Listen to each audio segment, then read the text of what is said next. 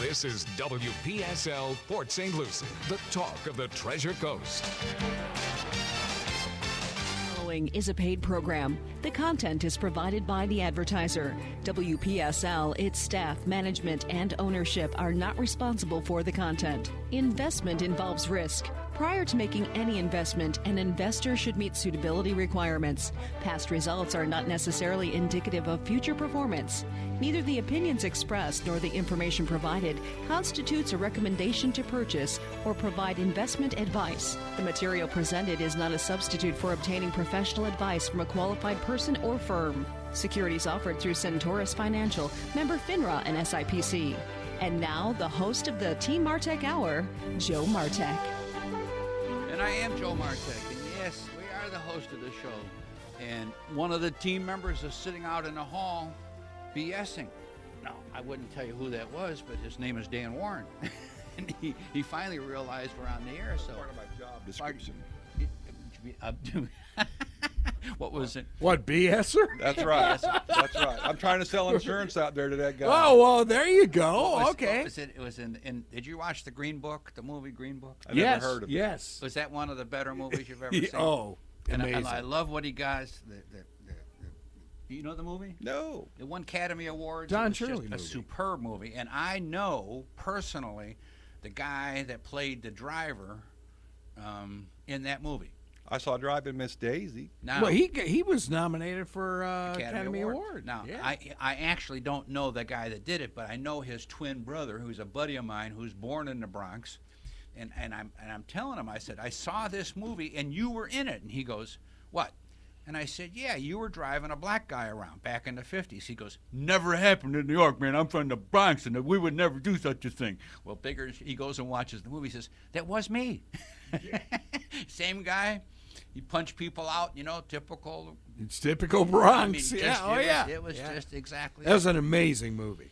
Well, the thing that he's doing is he's talking to this black guy he's driving around who's got the PhD and double PhD, and he's just an extremely accomplished person. And the black guy speaks perfect English, and the white guy speaks Bronx. Yes, I understand. So he looks at him, he says, how come you consider lying okay? And he goes, I don't lie. He says, well, you just said you bullshit. And he goes, that's not lying. That's called embellishing. Embellishing. That's it. He says, yeah. It's like when I tell a story, I can make it dull, that's or true. I can make it more exciting depending on the words I use. And, of course, the Green Book. Yeah. I saw one. You actually saw a real Green Book? Saw one up in Vero Beach. No kidding, yeah. At the Dodgers. And of course, the players back in the early 50s back of the then, Dodgers yeah. had carried those as to where they could stay. There are some amazing stories, and this was led by Roy Campanella and Don Newcomb together in St. Louis. Wow, yeah. Where they staged a boycott in front of the most beautiful hotel in St. Louis at the time because they couldn't stay there. Yeah. Well, and after a couple hours of not letting anybody in the hotel just said, well, we'll find some place. We'll make an for these exception. guys." and then that was it. That broke it in St. Louis. Now, there were other problems around Well, the country. listen, here I was blessed in this way. As most people know, my dad and grandmother came over from Russia. There was no taught black hate in my home. No. I didn't have a predestined opinion of people of other colors. But I did have some good old boy friends. And I'm telling you what, they were raised in homes where that was taught and preached. Yeah. And that's a hard thing to break as you get older. But I'm telling you what, if we can leave that out of our mindset, my grandkids will never know what we're talking about. I'll tell you one thing. That was not limited to the South. No, it wasn't. No It kidding. wasn't. I was doing... Hey, I'm from Detroit. Yeah, well, on. and I was at Loyola UNLA doing their basketball games, and my roommate was Detroit Flanagan, the captain of the team, who happened to be black. Uh-huh. We were not served at a restaurant in San Francisco. Wow. Bad mistake. One of the premier restaurants in San Francisco Ironically, the president of Loyola University, Father Casasa, was on the same trip, who made an immediate call to Loyola University's law school, Oh boy. who filed a civil rights Immediately. lawsuit against this restaurant and won. Sure. You know, you got to admit. Now, I know there's 3 conservatives sitting on this side of the table. Now, Greg is from Los Angeles. He pretends he's conservative on occasion, but you're not allowed to be from California and be a I conservative. don't say that, because I'm going to tell you what. No, you are judging If California. you're in Orange County, you're conservative. You're- Orange County, right? You're judging California by L.A., and I can tell you there's a lot of agri areas that are extremely conservative in yeah, California. That's true. Central Valley. You Central bet. Valley, right? Yep. What I was trying to say was, I was told this week that all conservatives are racist. Well, who told you that? A liberal. Well, there's your answer. And he was there was a bit of a heated discussion between a flaming liberal and a flaming conservative, 2 buds of mine, and one is college professor, extremely, very sophisticated, and the other one is not quite as educated and sophisticated, the conservative. And the line that came up out of the liberal was, "You're a racist." But why would someone say you're a racist? Is that just like the go-to thing? I think it is now, because what happened is it's based on these 4 female Democrats. Well, I don't even pay attention What, the to them. squad, right? Isn't this the big useless topic going around right now? And I say useless, I really mean that. Noise. But don't you It's all think that, noise. that the verbiage that those 3 ladies spew out, What about the other one, the 4th one? well, don't you think that that helps a conservative's position? Because I don't believe that most Democrats are socialist communists. I really don't.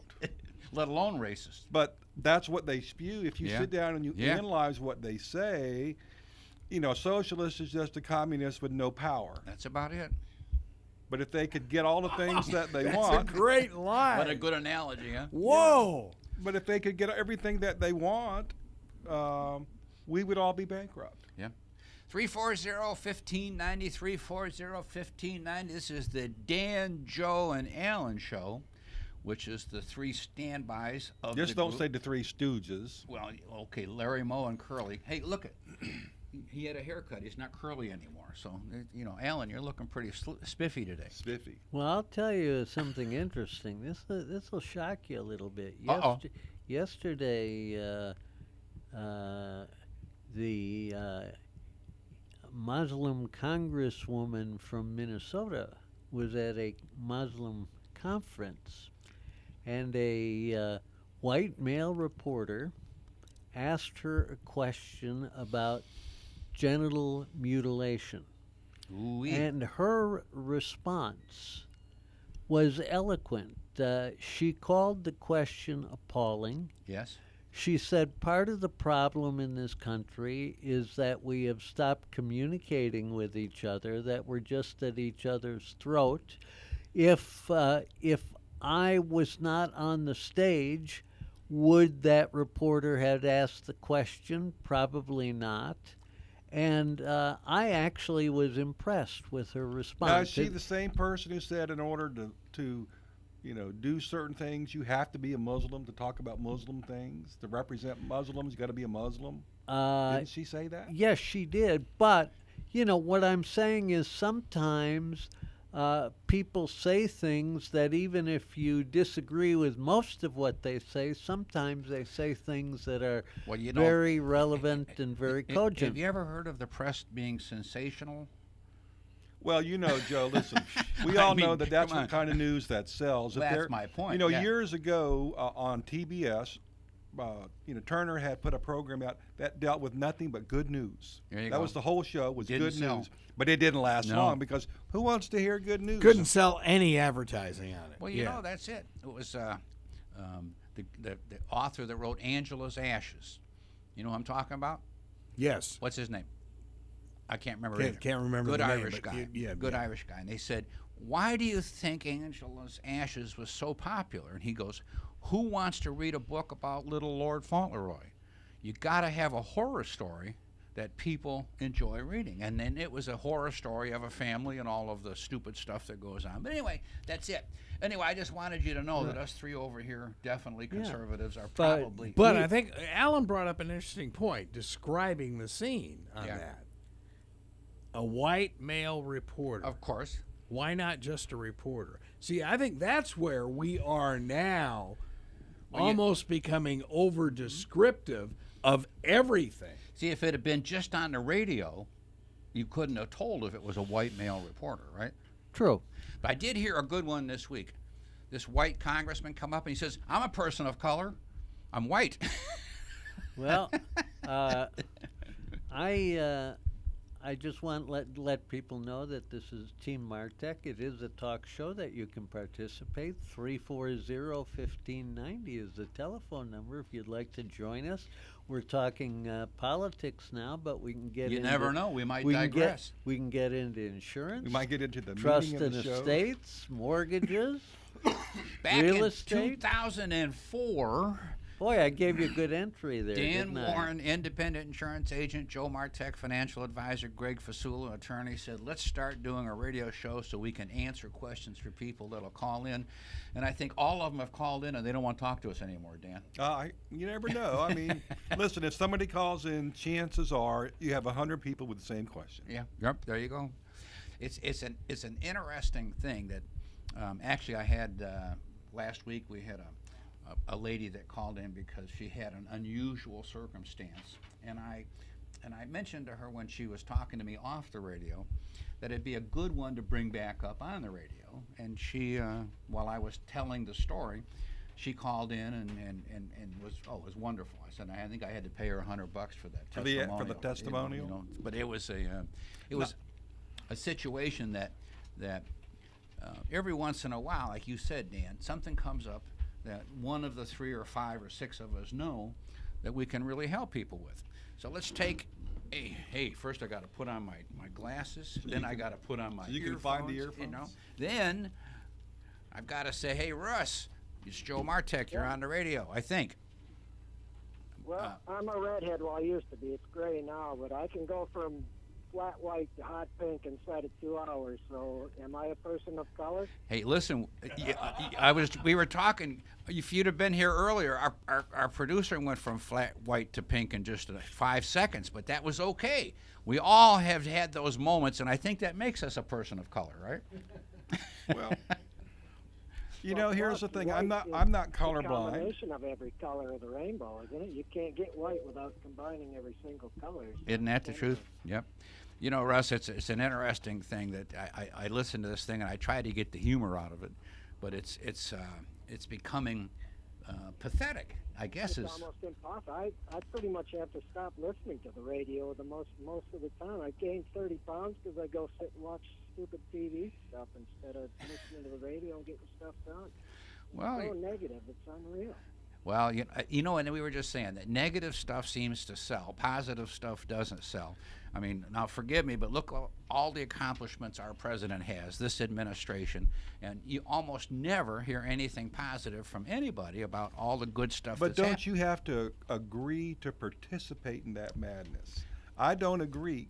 I refuse to get drawn into that, craziness. Yeah. Hey, Russ, listen, thank you so much for calling in. And listen, we want you to call in and pick on us. We want some negativity here. Okay, I'll try to think of something. Thank you. It won't be hard if you listen. It won't be hard, Russ. Just don't give it too much thought. And turn off your television and listen to the WPSL 24/7. Yeah, 24/7. You know, and lose those 30 pounds. That's right. Lose the 30 You ever notice couch potatoes and TV are intertwined? You don't have any couch potatoes that are radio listeners, right? Hey, Russ, thanks for calling. I don't have television. I just have movies. I refuse to watch television. I gave that up. I can't blame you for that one. Hey, Russ, thanks for calling in, my man.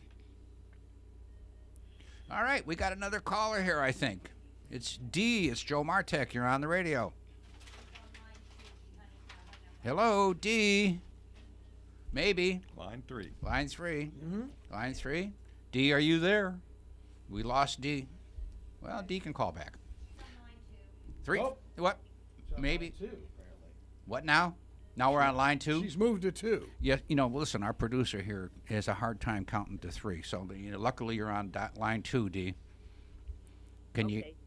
You wanted a financial question since you want to get off the politics side of your. Good Thank girl. you, thank Good you. girl. In simple language, what the heck is Bitcoin? And What's Bitcoin? what you do with it? Well, if you I'm gonna hang up because I know I'm not interested in investing in it.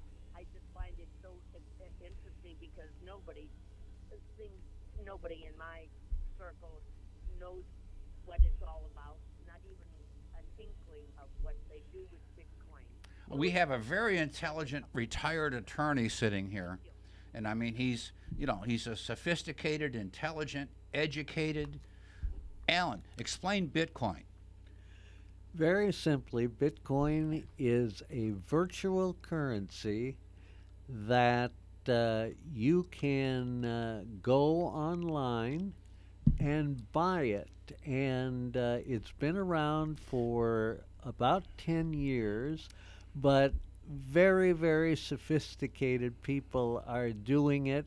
It's very risky. In the last couple of years, it's had a low of 3,000. But you didn't explain what it is. It's a virtual currency. What's that word virtual mean? Doesn't It exist. doesn't exist. It doesn't exist. Right. So you throw in your hard-earned money into a virtual currency. But here's what I've That heard. makes no sense. Well, listen, if you listen to the head of Morgan Stanley and a couple of the big guys. Yeah, they're going to do that. No, but, Well, he said, hey, Jamie Dimon says it's crazy. Yeah, He but doesn't understand The it. government does not want competition. The government wants you to use its currency, and other nations want you to use its currency. When our currency That all had- have central banks. But when our currency have had, central banks, when right. we had gold and metal behind our paper, maybe our currency had a little more ump. Today, it's just paper and ink for the most part.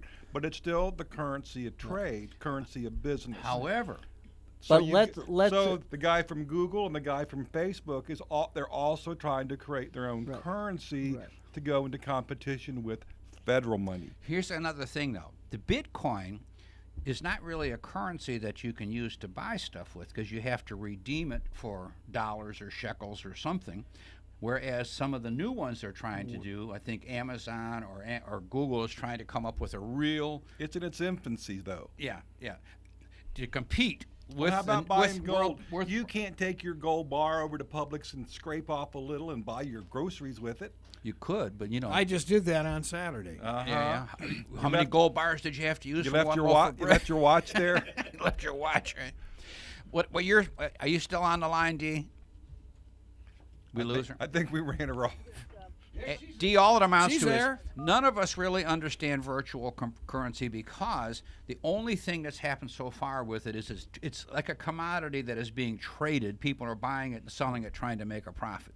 But what it's not being used as is a real currency, whereas the words blockchain are supposed to be synonymous with real currencies that are not backed by a government. The good Right. faith of the government. But one thing, there are some businesses that are accepting that virtual currency, or as you said, the internet currency. But I would advise a person that unless they understand it 100%, don't even put a penny in it at this point. Well, there's another thing. I know You some. got that right. I know some stockbrokers that Good old buy it and sell it. American dollar. Oh, That's hey, we right. all agree. Listen, as far as I'm concerned, it's ridiculous. But I Well, do. D could start her own Bitcoin. Yeah, D-coin. a A D-coin. D-coin. Hey, that's there right. you go. Hey, D, thanks for calling in, lady. Now, guys. Thanks for calling. 340-1590, 340-1590. Do we have anybody else calling? Oh, I think we do. Lou, Joe Martek, you're on the radio. Bitcoin is nonsense. There you go. There you go. I just called to tell you that you cannot even hear anybody who's calling in right now. You can't hear him? You gotta up your limit a little bit on your call. Well, we got 3 calls in a row. The volume was pretty low, Greg. You know, he's right. Is it? I think it's our producer. It could be the machine. Put him in the back, right? But Lou, thanks for bringing that up because the volume's low on this end too. But hey, listen, I don't understand Bitcoin, but here's what I'm saying that I do know specifically. I know a broker. He's a peer level group of mine. He's been 30-some years in the business. He does extremely well, got lots of money, and he is buying and selling Bitcoin as a commodity, as an investment. Now, he would sit here and tell you right now it's extremely high risk. He has lost thousands of dollars in one day. And made thousands. But the only way you really make it is if you cash it in, but you have to find somehow to trade it. So you got to convince somebody who's not quite as smart as you are to buy it from you. There you go. Anyway, Lou, listen, it's hard for me to comprehend that we have a currency that is not backed up by any government. Joe, I know several young people. When I say young, I mean in their 30s, 20s and 30s. That's young. Who have bought and sold and made lots of money. I do believe that as we all die off and you have the millennials, us old people, I think you may see a chance of some different currencies up the road as people become more attuned to doing everything on the internet. But I am I like paper and well, or everything on their phone now. Yeah. But I used to never use a credit card. I used to always use cash. Now I use a credit card. I'm being brought into that. So now you're going to be using your phone in another. That's very possible. I can scan my phone and make purchases. Huh? I don't believe in credit cards either. It's a debit card or nothing. Well, listen, let me just tell you this. I like real stacks of $100 bills. Hey, Lou, thanks for calling in. Nice talking to you. Yes, sir. Thanks for calling in. Now, see, Joe, I prefer silver quarters. That paper and ink. Isn't that the truth? I like a silver quarter. Can't you just give me a few old gold coins? I will buy you a gallon of gas for one silver quarter. Isn't that the truth? Absolutely. Absolutely. Well, I did. I was left about $2,000 worth of gold coins. Oh, wow. And you have no value knowing what they're looking at. It's a $5 gold piece and a $10. You take them in, and it's based on the weight of the gold, and some of them have cosmetic value. They are not cosmetic. Right. Jewelry yes. value. Have you seen them where they take a nice gold coin and they make a pendant out of it? Yeah. That's really nice. Well, that's what he was saying. He said, so that might be worth, let's say, $100 in weight, but it might be worth $200 as jewelry. Yeah. So 340-1590, 340-1590. Well, after Dan and Greg and I started doing the radio shows, we also, and because Greg Fasula is an attorney who's not here, who's the only liberal in our group. He's a conservative liberal, he said. A moderate. No, he calls himself a moderate, but we both know He's that. probably home today watching the Mueller listen, fiasco. I last week I talked to Greg and I said, you got to get your son in here, Greg. Come on. He says, no one wants to argue with their son. That's what he would be having to do. No, Greg won't argue. He'll just take it and get even later. Yeah. We got another phone call. Hey, Paul, it's Joe MARTEK. You're on the radio. Good morning. I can't hear you when I've turned off the radio, and I can't hear you except on the phone. And yes, the volume. Yeah, we're having a volume problem big time today with whether it's we don't know what the problem is, but the bottom line is you can't hear us on the radio. The volume on the radio is very low, but normally if I'm listening to the show on the phone, I can hear you because we're supposed to turn the radio off. Right. Right. But the bottom line is we're not coming through very strong on the radio. Is that what you're saying? Not important. What's important is there's a gentleman, one of your callers, who knows the ins and outs of the VA, and I managed to be too slow to get his website or his telephone number. That's Bulldog. Yeah. Alan, do you have Bulldog's website? I'm getting it right now. Give me a moment. Yeah, hang on. He's going to get it, and Bulldog might call in yet today. And his real name is Robert Buys. Robert, B-U-Y-S. And I think his website, his email address, you're getting it, or you're calling him? No, I'm getting it right now. You're very slow, Alan, today. It's the phone. Yeah, he will help you a lot because he's going through major problems himself right now. So, and Bulldog is just, the reason he got the name Bulldog is because you could figure that out all by yourself. He does not let loose easy. He kind of resembles a pit bull now that I think about it. But He's a biker, right? oh, yeah. Okay, here it is. You ready? Here it comes. The website is Robert Buys, BUYS 1004 at Comcast.net. Got it. Got that? Net. Okay. What, you want to repeat that so make sure you got Alan, it right, Paul? Robert Buys. BUYS Yes. 1004 at Comcast.net. Correct. That's correct. All right, my man. Most kind of you. Thank you very much. Did you have time for some constructive criticism? What? Hey, listen. Only from women. Now go ahead. No, go ahead. Oh my goodness. Okay, the insurance man, Dan Warren is his name. Yep. Yes, sir. I believe his ad is nice, but it's terribly dated. I know. He needs to make a new one. Well, Dan's kind of dated himself. You got to figure. So I need to bump it up to like 35 years serving the Treasure Coast. you've been using that same ad for 10 Yeah, years. I think you're right. Okay, thank you very much, gentlemen. Thank you for Thanks, calling. Paul. Hey, thank you for the criticism of Dan. Normally, I'm the only one that gets criticism. It's about time you got some. Hey, I get criticized at home all the time. Well, yeah, but that's justified. That's justified. 340-1590, 340-1590. Yeah, if Bulldog is pretty up on blockchain, which is all part of these currencies, right? Which I don't have a clue what you're talking about. Hey, Alan, Blockchain take sounds take like that off your that head. sounds like the chain gang. Isn't blockchain synonymous with these virtual currencies? No, blockchain is the vehicle that allows virtual currencies to go on the internet. Uh-huh. But there's nothing behind it. No, it's know. the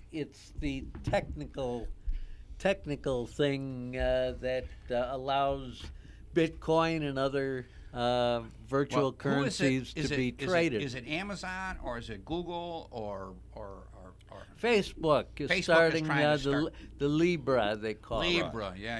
And one of the investment houses is going to do its own blockchain, according to CNBC. Why not?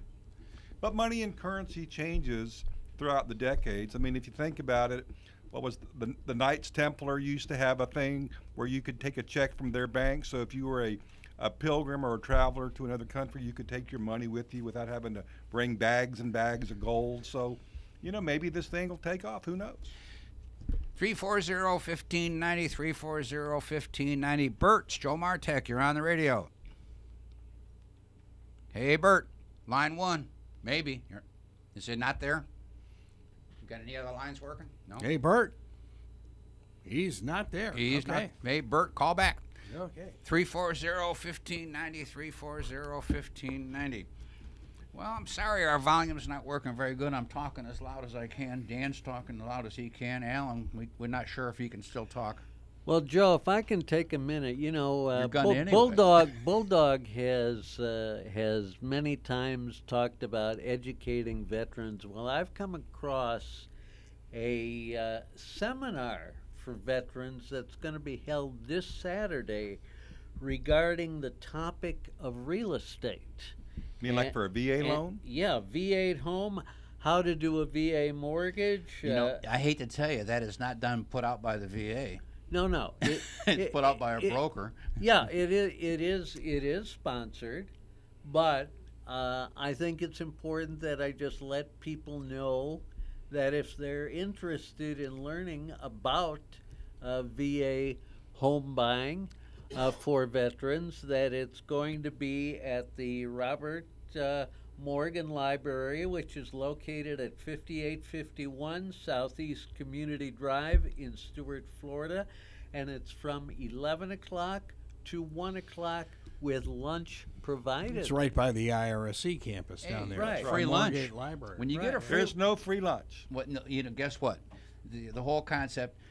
I'll give you the education on a VA mortgage. Well, you you're know a one vet, thing? You got no money down. A vet, that is a privilege that he earned to do that. That's not something anybody's given him, and you're a vet, you earned that. Absolutely.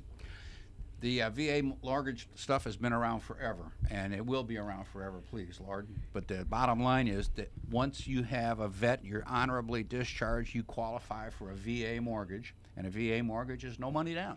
And the requirements for a VA mortgage are a bit different than other requirements, but they still have to just prove they can make the payment. Right. But isn't that an interesting concept, that in order to get something, you had to earn it rather than government just giving it to you? Use the word earn is a scary word, isn't it? Yeah, but that's a very interesting Let me write concept. that. Some communist liberal you are. Well, it's like a trade-off. You put your life on the line, and if you do your time and you do it honorably, these are the things that you will take with you. All right. So I love the word it's a Alan was trade-off. going was the word earn. Well, you know what surprised me a couple years ago? You're going to go to a dictionary. How are and see you what spelling that? that? EARN or URN? I mean, That's where Joe and I are going. I think it's just RN. That's Earn. RN. the new spelling of things on the on Do kids you remember on a the couple computers. years ago when you had people who were in the National Guard who were called up and they were all surprised? Because they were why, called up? why are you calling me up? Well, because that's part of the deal. That's part of the deal. It's a two-way deal. Yeah. You get benefits, but you might put your line on the line if we call you up. It's a two-way street. And they say, well, I didn't sign up for that. I just signed up for the other the part. weekend. Well, you didn't read the fine print. 340-1590, 340-1590. Then a few years ago, the three of us added Ms. Victoria Lloyd, Remax of Stewart, hardest working realtor on earth. Probably the hardest working person I know, period. Most credible. She says she's going to call you at 3 in the morning. Don't go to bed because she will call you. The girl does everything she says. Now, the reason I make a big deal of that, because in my experience, and Dan, in fact, probably all of us, she's an exception rather than a rule. There are so many people out there that say they're going to do something that do not. Well, I never liked what I call lister realtors. Yeah. Realtors who want to just get the listing and then hope somebody else sells it. Right. She's a real estate professional, and there is a big difference, as you and I both know. Big difference. Real estate professional is the exact thing. Her analogy, which can be used for all professions, is that not all realtors are created equal. Well, guess what, Dan? Whether it's an independent insurance agent or a captive insurance agent or a stockbroker, financial advisor, attorney, I don't care what you are. I've often said if there's 100, one's on top, one's on the bottom, and everybody else is someplace in the middle. I never was really concerned about being number one, but I wanted to be in the top 10%. Yeah, I had a young guy come in my office yesterday thinking about going into the insurance business, and my primary message to him was, no matter what you do, be honorable and moral. People know who does a good job after a while, and no matter what profession you're in, strive to do that well, and hopefully, he'll take that to heart. Because, well, that's it. If you do your best every day, I think good things will happen. We're monster believers in what goes around comes around. All three of us sitting here. Honorable and moral. I got to go back to the dictionary for those two. Are those California? Are you from California? Yeah. Okay, never They mind. have a different dictionary. Different dictionary, Rod. 340-1590, 340-1590. Then we brought Mike Paulus in, mortgage broker, speaking of which. Well, that was hand in glove with Victoria. Hand in glove with Victoria. And what Mike has done to educate us, literally here, and people that are listeners on the radio, because during the Great Recession, there was all kinds of words out there that there was no money available, and it was never true. As an example, the VA mortgage was always available with no money down. The USDA, which we had never even heard of, I didn't know the had a Department no money down. of Agriculture lend money for houses. Yeah. And what happened is they went back to the old rules, which means you had to prove you could make the payment, which was... That's not a bad rule. No, well, that was always the rule. In fact, years ago, they didn't have a ratio. Like the income to debt ratio? Yeah, income to debt ratio, because, back when they didn't have computers and stuff, it was called, how am I going to prove you can make the payment? Well, give us a couple references, right? Yeah, oh, absolutely. And Yeah. and sometimes people who are, let's say, self-employed may not have kept the best record, so Right. they didn't prove how much money they really made. Right. Well, sometimes they had to put more money down. Yeah. There's all kinds of programs out there designed for you. Let's say you want a jumbo loan. Yeah. My son just bought a new house in South Carolina, and the best deal he got was from a national bank, which was surprising to me, but they specialize in jumbo notes. And, There you go. And it was a great deal for him. And that's what happens, because once you get over 675, I think that's the limit on conventional financing that Fannie Mae, Freddie Mac buy, then jumbo loans, the government doesn't buy those. They're bought and held by banks primarily, or other financial institutions. So the answer is yes. So a good mortgage broker, on the other hand, knows the sources of money And where to go. And where to go. And you know what I like about Mike is, let's suppose you're thinking about buying a home because you know that interest rates are good, housing values are still excellent, but you're not quite sure how your credit sits up. Well, he'll analyze it for you. He'll tell you what things you might be able to do to make your credit score better, and in so doing, perhaps get a loan at a little lower interest rate. And can do that quickly. Joe, I wanted to, if it's all right, switch topics a little bit. I've been starting to see ads for CDs. To me, it's not time yet for CDs. Worse than that is, if the Fed lowers interest rates this month, which they're supposedly going to 1/4 point, that 2% CD rate might go down to 1 3/4. But bottom line is, we've all lived through when interest rates, people were happy as all get out, retirees, when you could get a CD at 10 or 12%. And a free toaster. Yeah, and you remember those days. What's a toaster? That's right. What's a toast? Which kind of leads me into a subject that the Standard & Poor's 500, right? Yeah. I was listening to some brokers on CNBC or soothsayers, whoever they were, saying the S&P 500 is probably a conservative way to invest because you're dealing with all the biggest companies, not the companies that come and go. We're dealing with 500 of America's biggest companies. And to put it mildly, the S&P 500 is doing well this year. We're only half a year gone, and we're up over 20% so far this year. Joe Martek's prediction is we'll do another 5% before the year is over, and maybe more, because our president is gung-ho bananas on making sure the economy stays good, making sure full employment stays there, making sure companies make money, and it appears to be working. Now, Joe, let me ask you this then. All right. I've heard this, and I might have just made it up. I don't know. But I think I heard that if you went back 40 or 50 years to look at what companies were in the top 500, right, very few of them exist today. Would that be a true statement, or maybe a true statement? I would say yes. There's X number of them that are still there, but what happens is the biggest 500 companies in America come and go. Some sell out, some go public, some go private. Some get maybe bought up by some somebody get else. bought up by other companies. But what the Standard & Poor's 500 does is basically take the top producing companies in America by gross dollars per year and put them all together in one pie and say we now have the S&P 500 index, which measures all those companies on a daily basis. So could you buy a fund that has a little bit of all 500 of those? So the answer is, that was Dan's setup question, which was the answer is yes, and I was leading towards it. There's 3 different ways to do that. One, you can buy what's called a mutual fund. A mutual fund means that a company like Fidelity or whoever, they buy all stock in all of these. You can now carve off a piece of that as little as $1,000, sometimes even less, and you now own all 500 companies. And these companies that do that, mutual fund companies, they get a little tiny fee. They copy it, and you get to share it. Or you can now switch to an ETF, exchange traded fund. Why? Well, it has more bells and whistles than the mutual fund, and normally they cost a little bit less. And third, they're 100% liquid all the time, meaning I can buy it at noon today and I can sell it at 1 o'clock this afternoon, just like a share of stock. But if you sell it at 1 o'clock, do you get the price at 1 o'clock? Yes. Versus mutual fund only closes. You only buy or sell at 4 o'clock, whatever that value is. And I guarantee you that the whale who had our mutual fund got all the profit.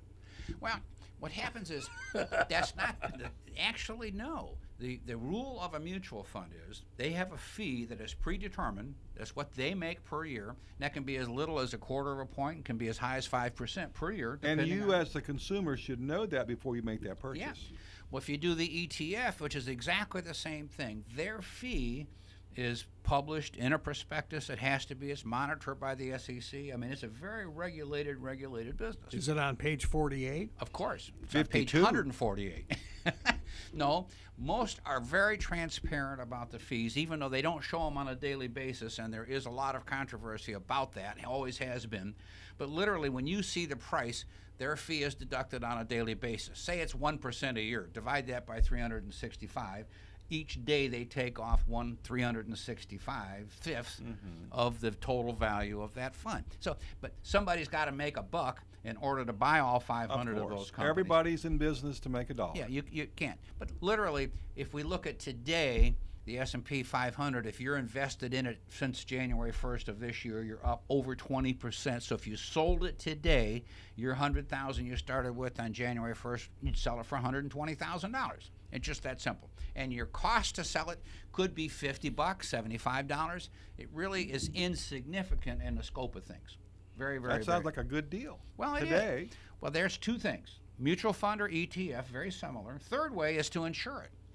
Well, what's that mean? You bring an insurance company in that says, okay, what we'll do, we're going to put 2 extra benefits on top of it, some of them. You're supposed to know the claims paying ability of the insurance company, my compliance people say. But sometimes they'll put a death benefit in, and I kind of joke about this, but your kids want you to die when the market's up, so they get more money. I mean, you got to buy a Maserati with this money. You don't want to buy a Pinto.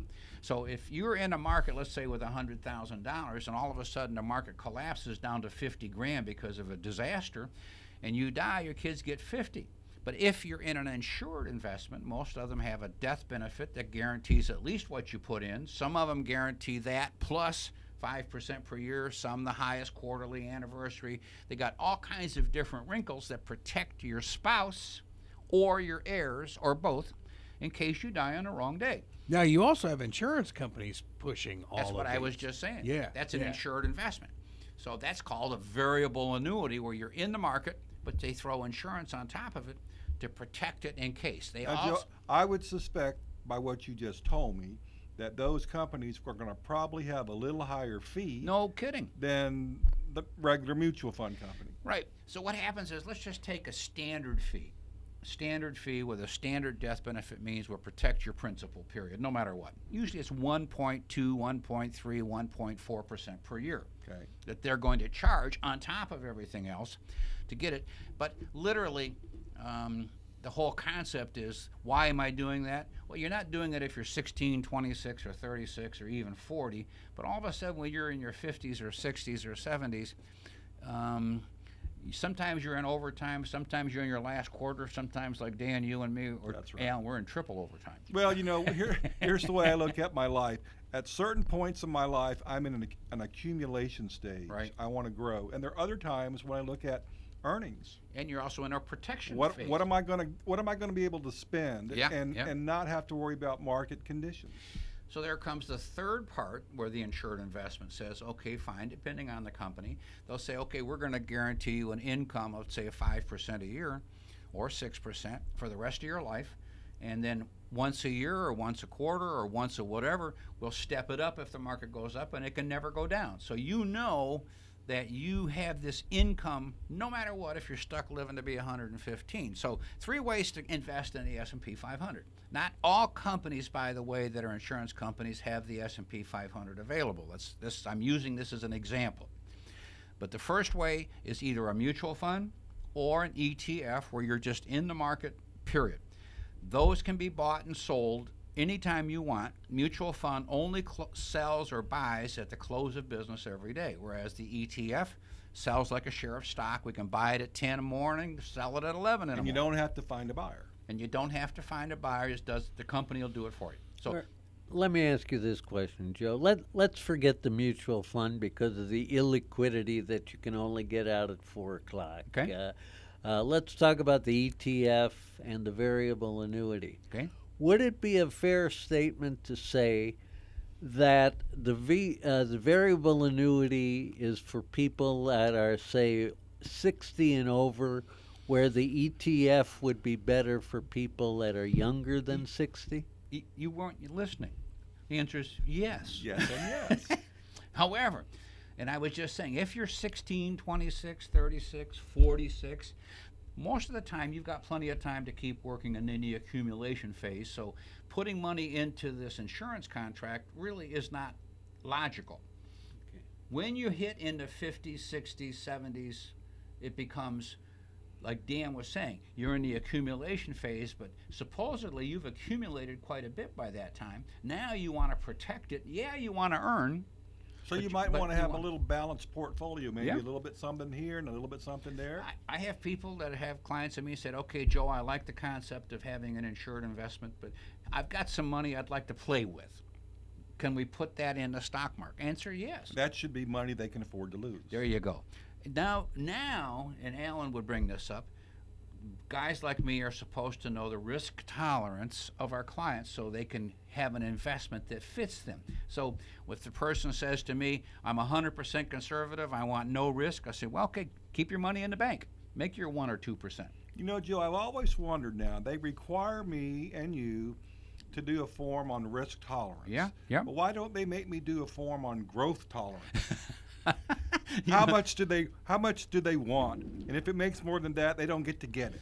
You know what happens is when the form that we have to have for risk tolerance, if a person says, okay, fine, I want no risk, I said, okay, you're in the bank, because it's almost anything that is not FDIC insured, I don't care what anybody says, has some risk. And that's what, $250,000 per account? Yeah. So, but you're going to make your 0.5 or 1 or 2%. That's all there is to it. Okay. Does that work? Of course it does. If you don't need income off of that money, and you're going to leave it to somebody, I've got a fellow that's 90 years old, and I said, hey, your kids you're gonna die. You're going to leave them the money. Why would you want to risk any of that at this point in your life? I mean, that's good advice. You don't need it. But on the other hand, there's people that say, hey, Joe, I need to get income every month off of this thing because I need to go into an assisted living or a nursing home or whatever. Social Security doesn't just quite cut it anymore. So I've got clients right now that need $6,000 a month to cover the bill for this assisted living they're in.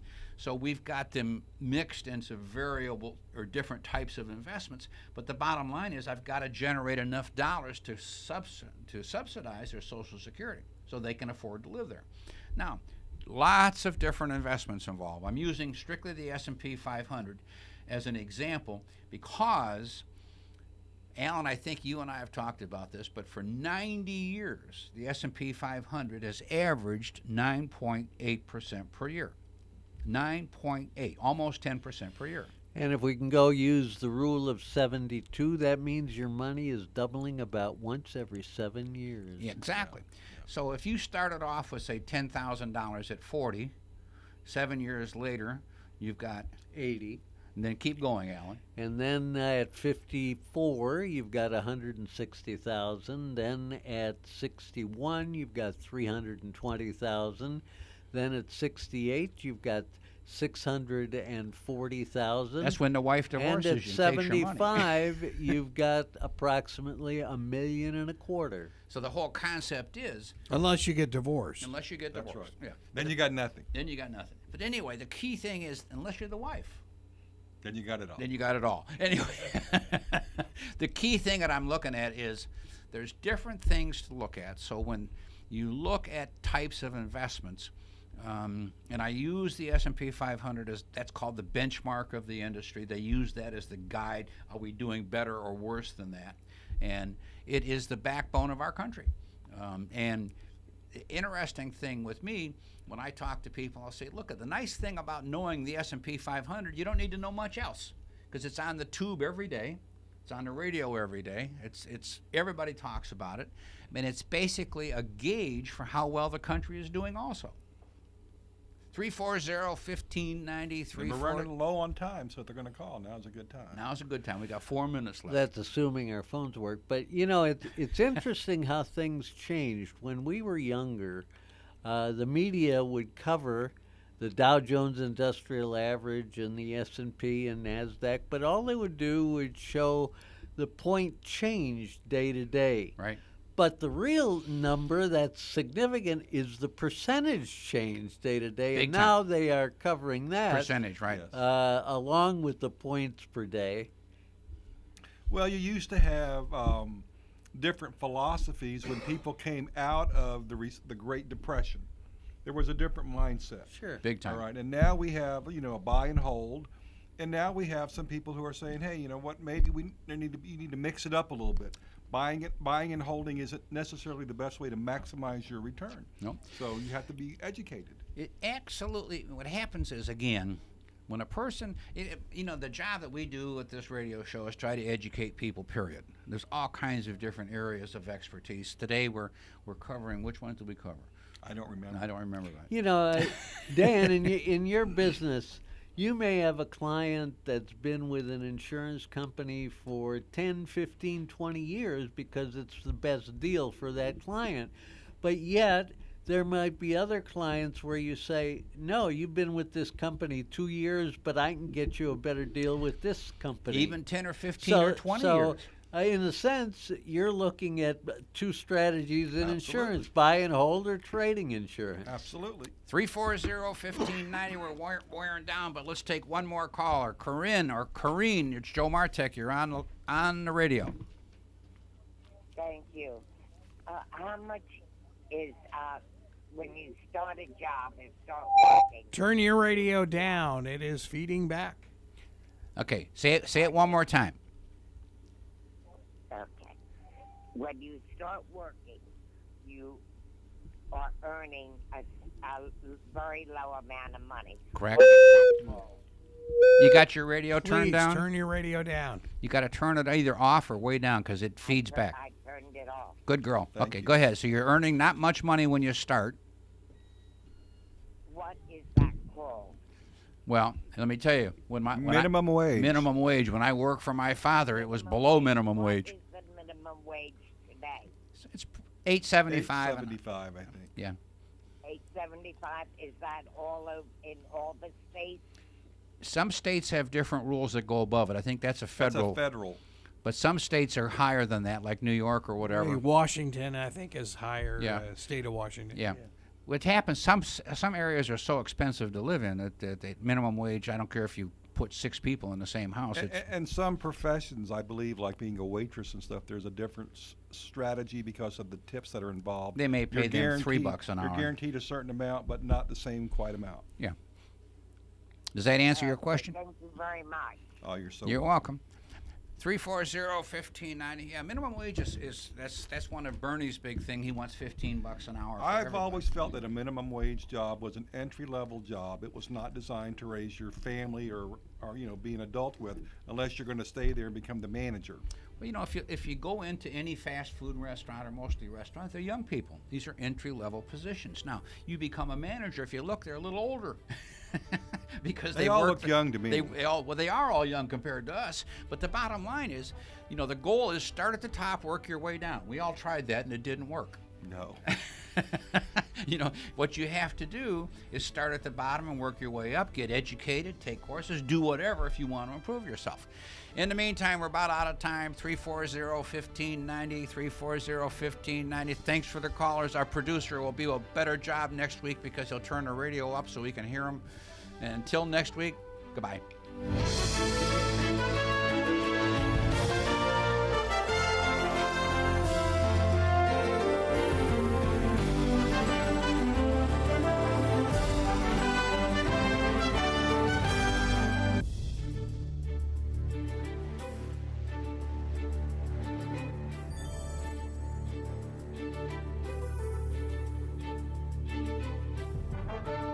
You've been listening to the Team MARTEK Hour. The Team MARTEK Hour is a paid program. The content was provided by the advertiser. WPSL, its staff, management, and ownership were not responsible for its content. Investment involves risk. Prior to making any investment, an investor should meet suitability requirements.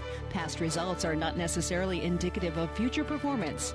Neither the opinions expressed nor the information provided constitutes a recommendation to purchase or provide investment advice. The material presented is not a substitute for obtaining professional advice from a qualified person or firm. Securities offered through Centaurus Financial, member FINRA and SIPC. Tune in again next Wednesday at 11:05 for the Team MARTEK Hour here on WPSL 1590.